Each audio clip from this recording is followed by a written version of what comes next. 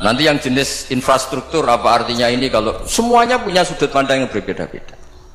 Dan Islam mengapresiasi semua kebaikan.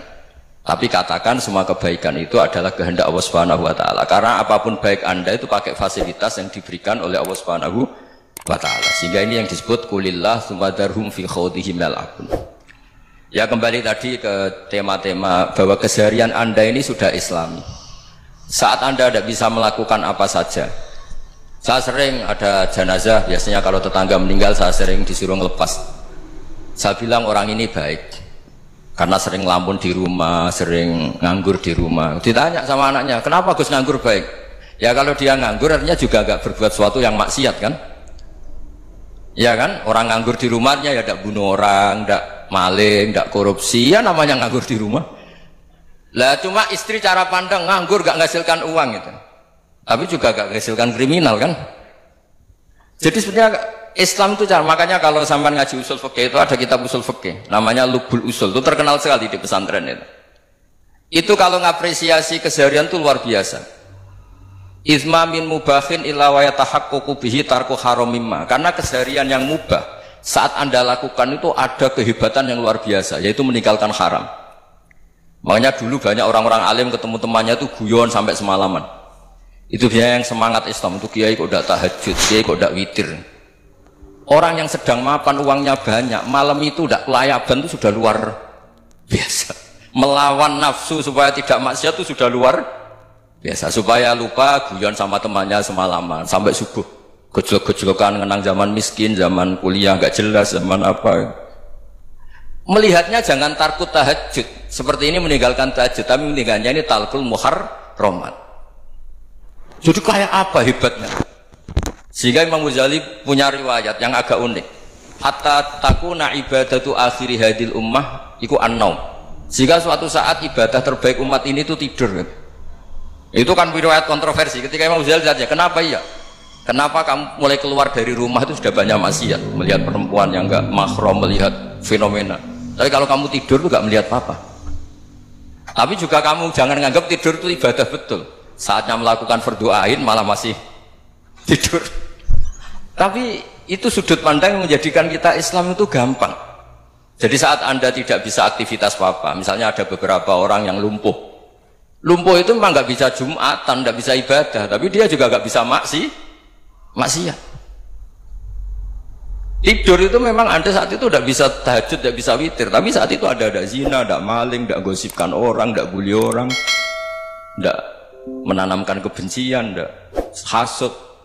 Sehingga tidur menurut Allah Ta'ala wa min ayatihi manamukum billaili apa? Wan-nahar. Karena di tidur itu selain ada unsur istirahat, jaga kestamina, juga ada unsur meninggalkan beberapa keburukan. Nah, saya mohon ibadah yang keseharian ini kita jaga.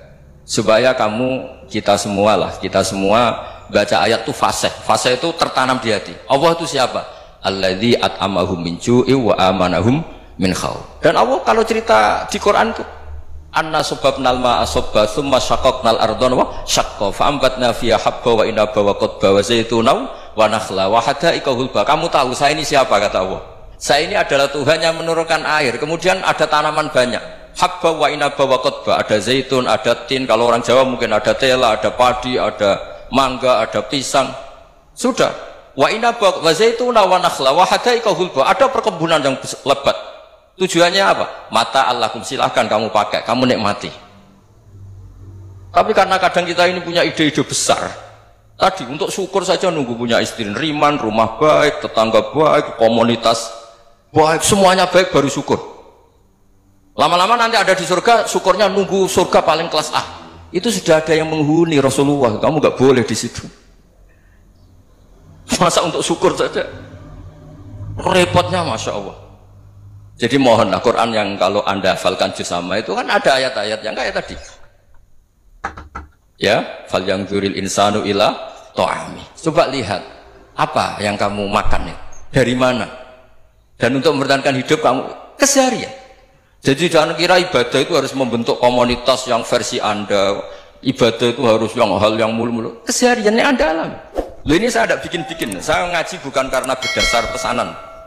Itu ayat yang saya baca kan betul ada ayatnya kan. Fal yanzuril insanu ila ta'ami. Anna sababnal ma'a sabba thumma syaqqaqnal arda syaqqa fa ambasna fiha habba wa inaba wa qadba wa zaituna wa nakhla wa hadaiqa ghulba. Terusannya apa? Mata'al lakum, silakan kamu nikmati. Mata itu silakan kamu nikmati. Ya kayak sampean dikasih hidangan ya makan.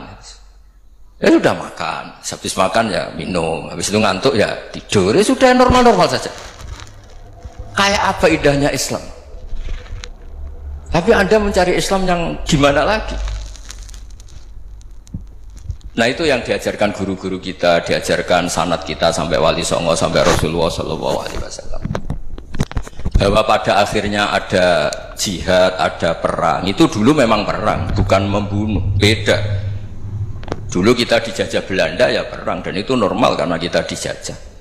Jadi ketika orang lain ingin baik sama kita, wa in ahadum minal musyrikin astajaruka ya fajirhu hatta yasma'a kalam Allah. Kalau mereka ingin baik ya kita baik. Makanya ada istilah musta'man, mu'ahad. Kalau mereka ingin damai, berdampingan dengan kemajmukan ya itu yang lebih baik. Karena memang Islam menghormati proses perdamaian. Wa in janahu nawal lisalmi ya fajnah lah. Kalau ingin damai ya kita harus sungguh-sungguh Allah sangat ridho